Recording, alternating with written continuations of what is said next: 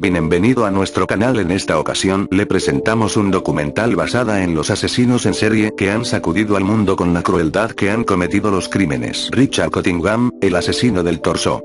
Nacido el 25 de noviembre de 1946 en el barrio del Bronx, Nueva York, Richard Cottingham creció en una familia completamente normal que le apoyó en todo momento y en la que, hasta cierto punto, fue feliz.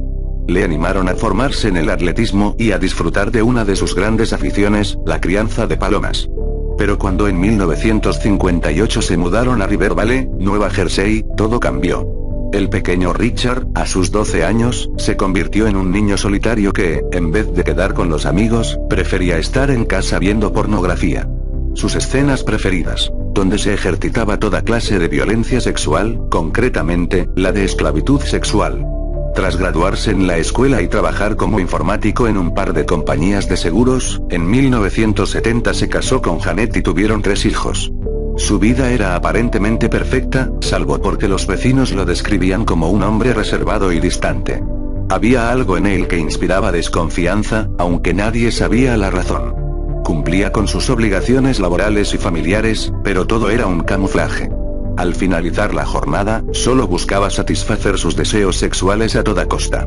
El primero de los crímenes lo cometió en 1968, antes de contraer matrimonio.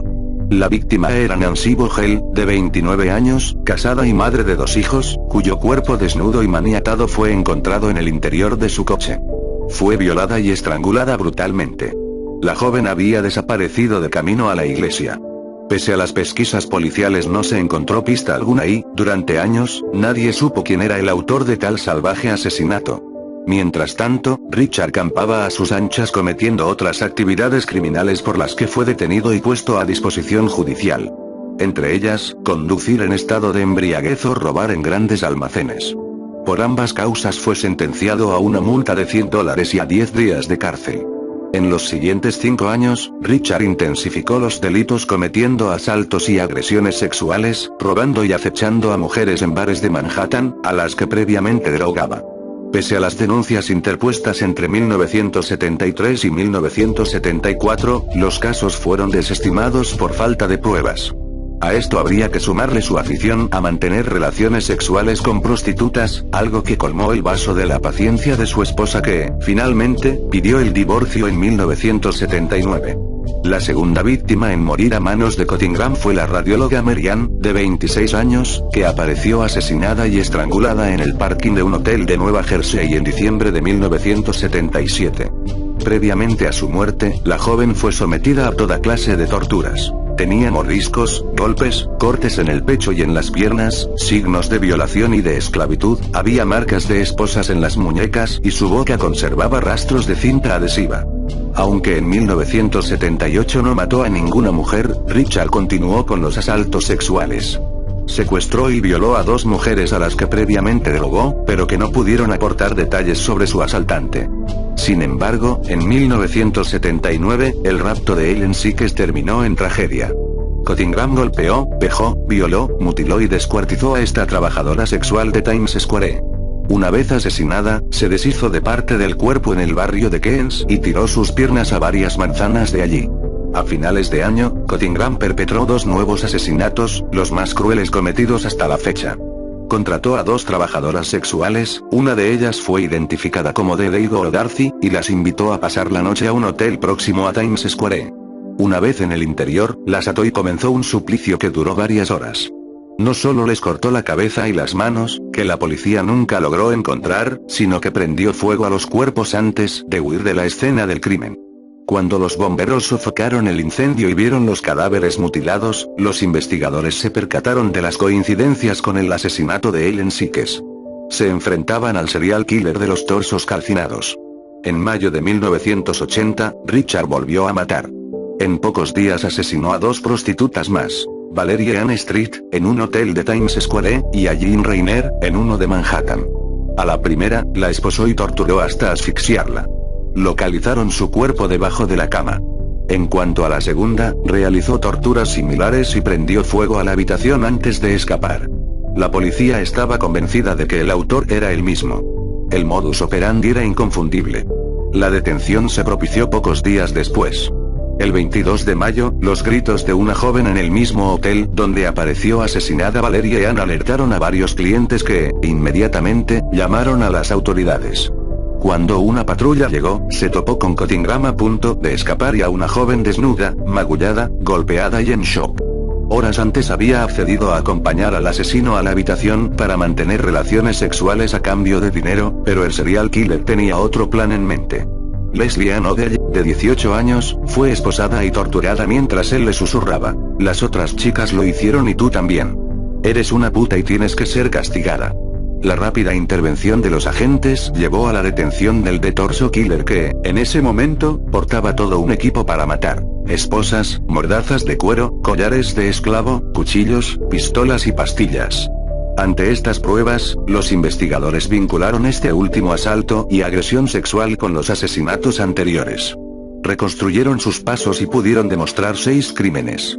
Durante el registro de su domicilio hallaron una sala de trofeos con artículos personales y recuerdos de sus víctimas. Ante tales evidencias, Cottingham no podía sostener su inocencia, así que afirmó en sede policial: "Tengo un problema con las mujeres".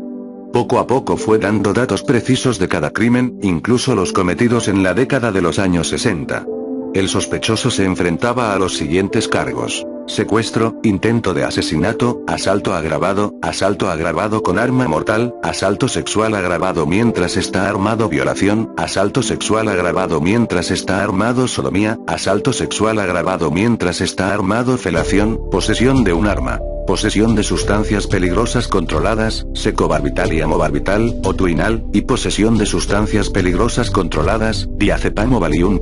Tribunales de Nueva York y Nueva Jersey, ciudades donde se produjeron los asesinatos, lo llevaron a juicio y lo condenaron a 200 años de prisión por 6 homicidios. Era 1982. Aparte de las pruebas anteriormente mencionadas, se aportaron los recibos de los hoteles donde acudió con las víctimas y que contenían su letra y firma, aparte de huellas dactilares, algunas en las esposas, y el testimonio de 3 supervivientes. Entre ellas, el de Valerie Ann. 3 días después de la sentencia, Cottingham intentó suicidarse en su celda. En una ocasión, mediante una sobredosis de antidepresivos. Y en otra, clavándose el cristal de sus gafas en las venas. En uno de los juicios de Nueva York, hasta sacó una navaja del bolsillo y amenazó con rajarse delante del jurado. Lo redujeron inmediatamente. Además de estos 6 asesinatos, casi 30 años después, Richard decidió confesar otro crimen, el de Nancy Vogel. Fue en 2010 cuando el asesino admitió que la mató en 1968. Pero esta no fue la única revelación. Gracias a la presión ejercida por parte de los investigadores de algunos casos sin resolver, en diciembre de 2019 Cottingham admitió haber asesinado a otras 3 adolescentes entre 1968 y 1969. Se trataba de Jackie Arp, de 13 años, Irene Blase, de 18, y Denise Falaska, de 15. Arp fue secuestrada cuando volvía a casa después del ensayo con su banda de música en Midland Park. A Blase la raptó en Hackensack y la encontraron muerta al día siguiente en Saddle Brook. Y a Falaska también la localizaron el día después de desaparecer en Saddle Brook. Cottingham, que permanece en la prisión estatal de Nueva Jersey en Trenton, está a la espera de un nuevo juicio por el asesinato de estas últimas víctimas. Si poco antes de su confesión podría haber aspirado a la libertad condicional en 2025, ahora es imposible que algo así suceda.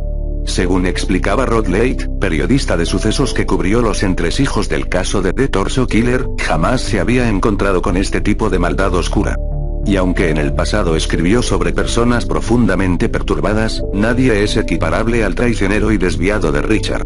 Si le gustó este contenido, favor de suscribirse y activar la campanita para recibir notificaciones de nuevo contenido. Chao. Hasta la próxima con un nuevo material.